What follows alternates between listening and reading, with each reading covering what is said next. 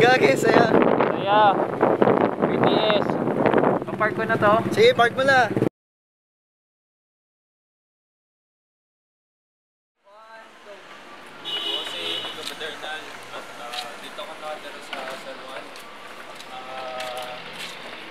Dito kami nag-jam dati sa may pinaglabanan shrine ng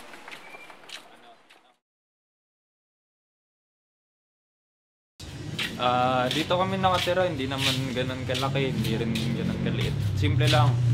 At ito pala yung yung motor ko na ginagamit ko pang biyahe. Araw-araw, 7 pesos to 10 ang ginagastos ko araw-araw.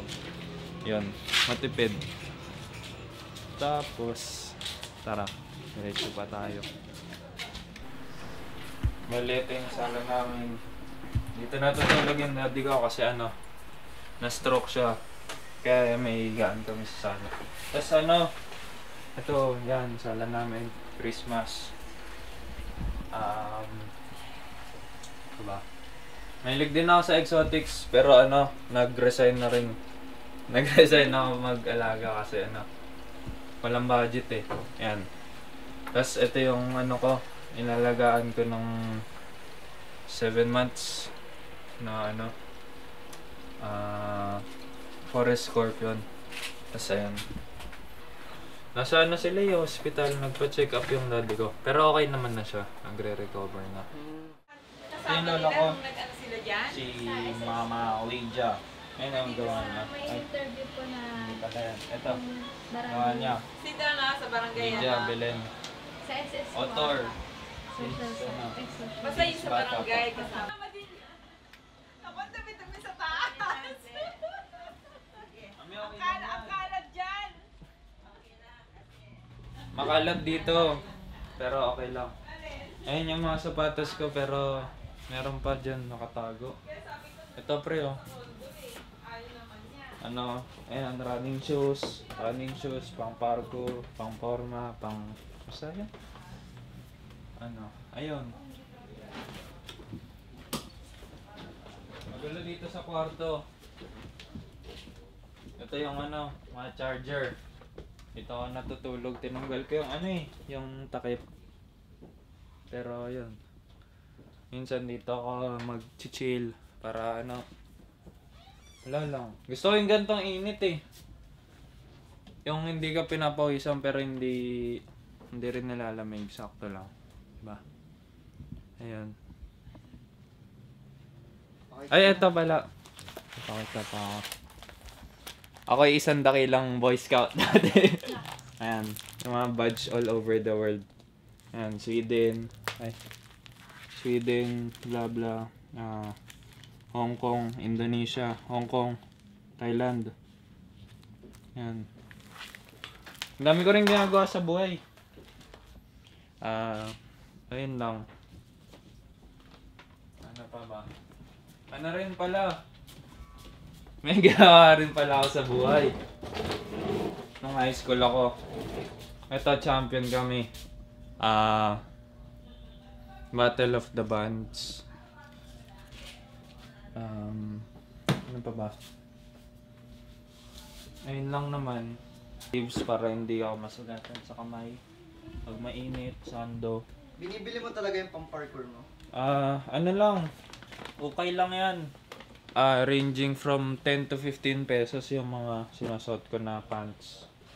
Pero maayos naman diba? Hindi naman siya napupunit. Hindi. Kailangan siyempre common sense na Maluwag. kailangan alam mo yung material na ginagamit. Ayun, long sleeve ulit. Alam ba nila na nagpa-parkour ka?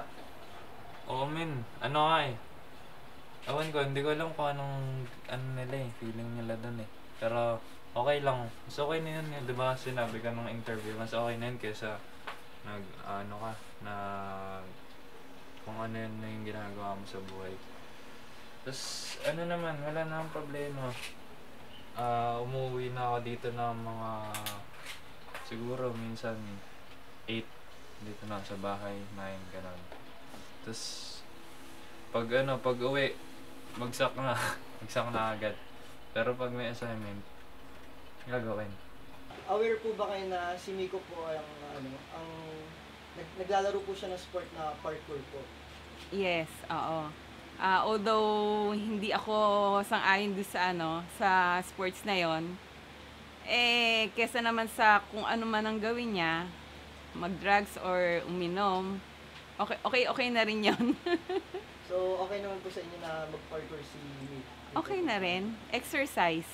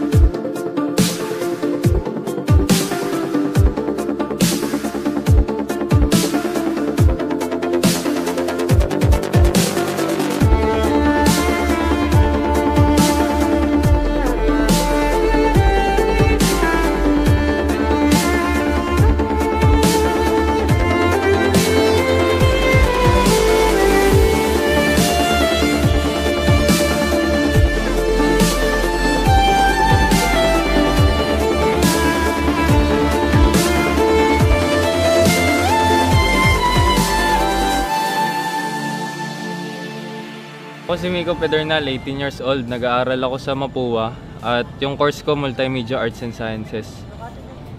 Nalaman ko yung parkour sa sa mga palabas.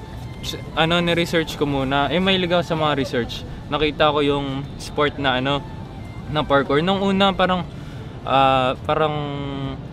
nagtataka ako, but sport, but to sport na tinatawag. Wala namang ginagawa kundi magtatalon lang. Nung nung high school, parang may nakita na ako word na parkour. Parang dun ko na simulang i-search kung ano nga talaga tong sport na to.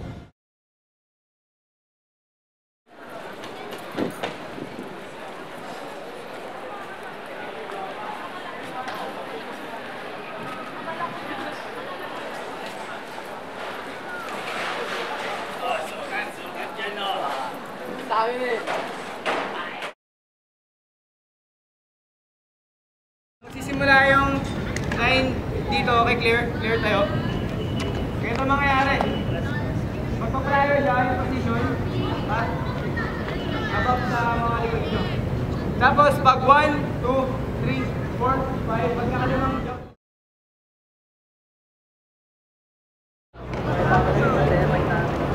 Hindi na kaya. Pagod na. Boom! Ginawa! Wrestling! Bakit kaya?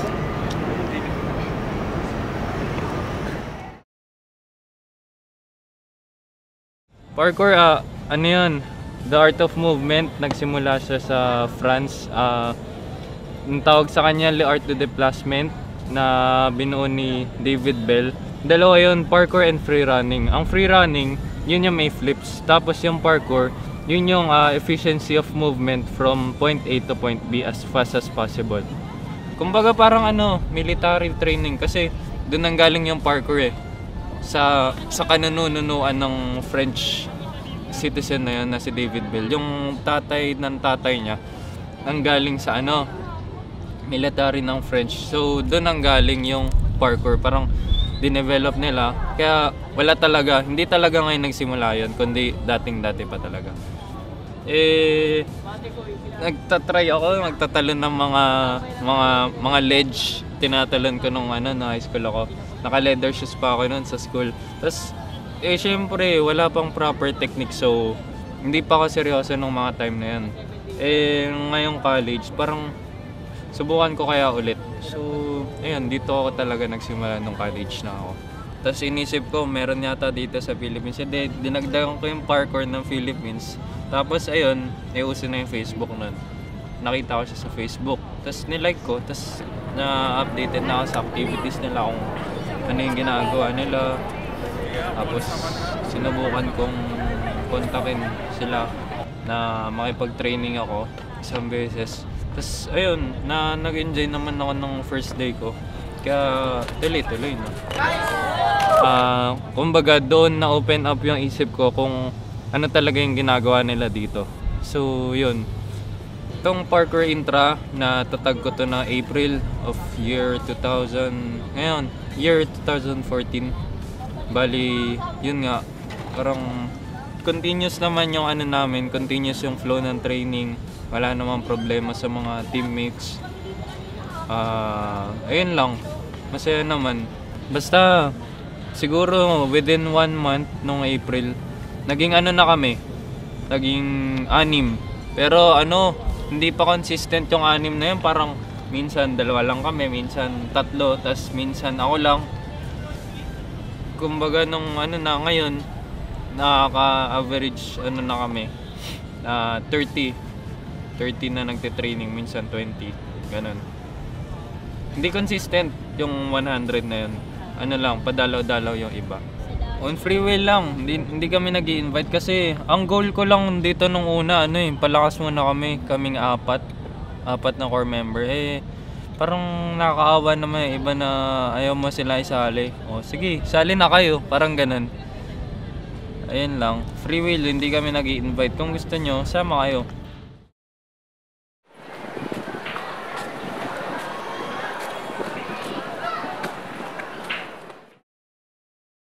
Tapos yung momentum ng takbo mo, kailangan na adapt dun sa talon mo. So, yung speed Para mo, malayo. Oo.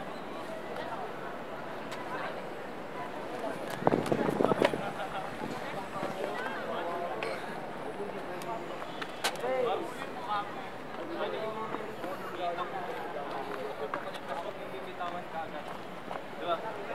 Ano? Hanggang sa... Oo. Dikit yung paa. Tapos kung...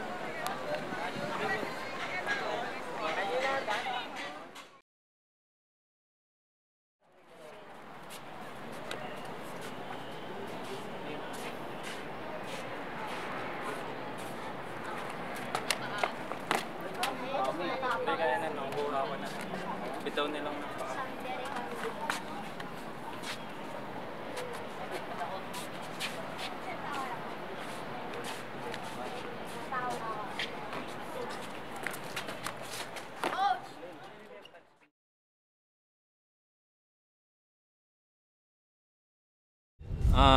Depende kung ano yung schedule ng ano ko sa school. Pero halos everyday naman kung kaya pupunta ako kasi kailangan ko rin mag-lead ng mga trainees para lumakas nga kami talaga. Siyempre muna priorities first. Kumbaga kung ano yung ipa-prioritize mo, yun yung unang gawin mo. Pero gusto ko rin tong sport na to, kaya nasasama ko naman after school. Mag-ano muna ako. Pwede, kung kaya ko namang gawin yung homework sa bahay, syempre iseset ko na yung oras ko. Tapos, ayun, school, tapos diretso ako dito, magte-training, parang varsity lang. Syempre na siset nyo yung schedule sa school tsaka sa sport. Kaya, ayun, kaya naman. Hindi ko kino-consider itong parkour as parang sport. Kasi sabi ko nga sa'yo, stress reliever to Kumbaga na-affect niya yung yung emotion tsaka something spiritual. Basta yun, kumbaga self-expression. Kahit sabihin mo hindi ako tumatumbling masyado, kaya ko lang yung wall flip. Tawag dito, enjoy lang. Kumbaga hindi sport Hindi ko ma-explain, basta try nyo na lang.